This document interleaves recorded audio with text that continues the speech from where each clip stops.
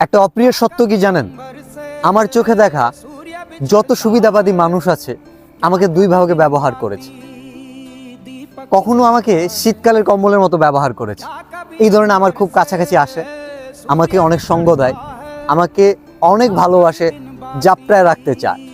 কিন্তু একটা সময় পরে আমার গুরুত্ব কমে যায়, আমার সাথে দূরত্ব বেড়ে যায়। আবার কিছু মানুষ আমাকে মনে করে আমার পাওয়ার আছে, আমার কাছে ক্ষমতা আছে, বা আমার কাছে হালকা কিছু একটা আছে তাকে দেওয়ার মতো। সো সে আমার কাছে আসে। এই গরমকালে যে ফ্যান, এই ফ্যানের যে বাতাসটা গায়ে লাগাতে চায়, তারা আমাকে ওই গরমকালের ফ্যান মনে করে। আমার কাছ থেকে কোনো একটা কিছু নেওয়ার জন্য সোশ্যাল মিডিয়াতে আমার নামে অনেক ভালো কথা লিখবে, কেউ কেউ আমাকে অভিভাবক বলবে, কেউ কেউ আমাকে মেন্টর বলবে, কেউ কেউ আবার ব্র্যান্ডও বলবে। যদিও আমার সাথে পরের গল্পটা হয় নাই, কোনো এক সময় হলে হতেও পারে, কিন্তু বেশিরভাগ